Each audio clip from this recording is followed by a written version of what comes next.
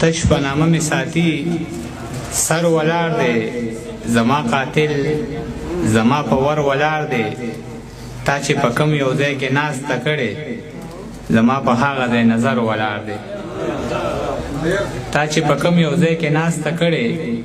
زما په هغه ځای نظر ولاړ دی څوک چې دروغ وایي دننه ناست دی څوک چې رښتیا وایي بهر ولاړ دی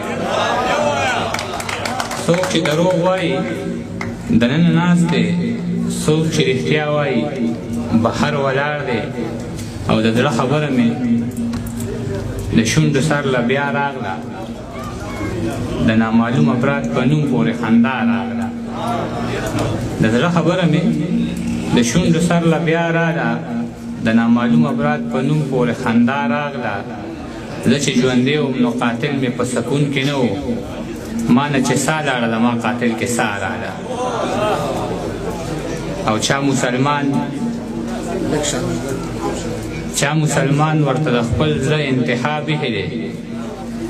د یو غریب په دروازه کې چا ګلاب ایښی دی چا مسلمان ورته د خپل زړه انتها بیخي دی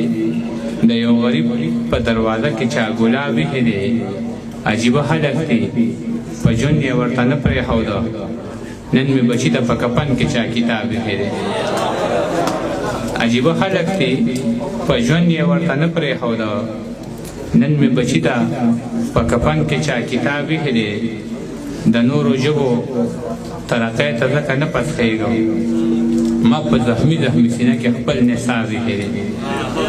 د نورو ژبو ترقۍ ته ځکه نه پسخېږم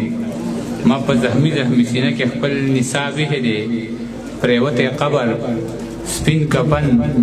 لږې دم کړي اوبه ځان ته مې ذهن کې د ټول عمر حساب ایښی دی پرېوتی قبر سپین کفن لږې دم کړي اوبه ځان ته مې ذهن کې د ټول عمر حساب ایښی دی بغض حسد او بدنیتي در سره منمه خو بغض حسد او بدنیتي در سره منمه خو زما په قام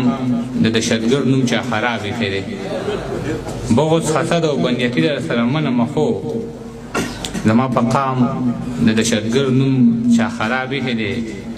اجې زما سره د ښکلي جانان دومره مینه زما تصویر سره یې مړاوې شان ګلاب ایښی دی او بېوسه وه رواج ترېنه غوښته بنارسۍ په سر کړه یوې مور لور ته زړه بنارسۍ بېوسه وه رواج ترېنه غوښته بنارسۍ په سر کړه یوې مور لور ته زړه بنارسۍ او ماشوم زوی لري دوه څادرې راوړې خو ملک صاحب دوه لونو لرې ورنکړه یوه بنارسۍ ماشوم زوی لري دوه څادرې راوړې خو ملک صاحب دوه لونو لرې ورنکړه یوه بنارسۍ لوګو کې عطر ګډ دي د سورې نوم دې ورک شي دې کور کې چاسېدلې د تازه بنارسۍ لوګو کې عطر ګډ دي د سورې نوم دې ورک شي دې کور کې چاسېدلې ده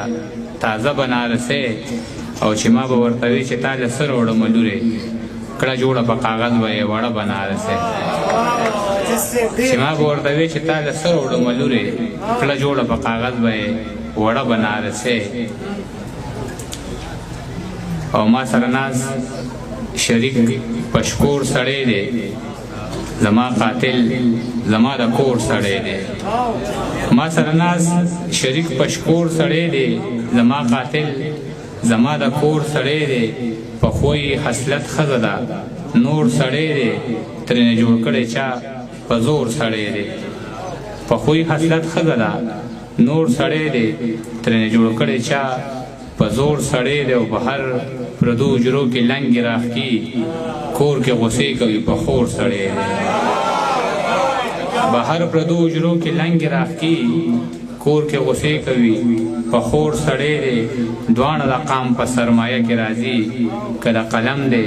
که د لور سړی دی اجې د امن لکه سپینه هوره جنگ دی ورک شي جنگ خو تور سړی دی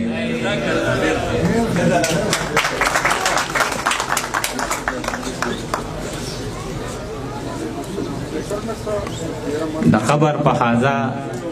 د دې ډیوې څه ضرورت و ړندو ته په دیوال د آینې څه ضرورت و او افسوس ته چې سبا له به د بل خپو کې ټیټېږي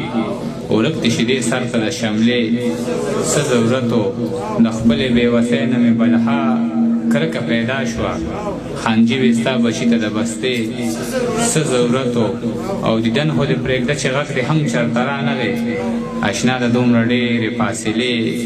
څه ضرورت و دا چا چې قتل کړی دی همدله سزا ورکې ملک صاحب نو په دې کې د سورې څه ضرورت و سحر نه تر ماښامه د جس په انتظار و چې نه راتلې اشنا نو د وادې څه ضرورت و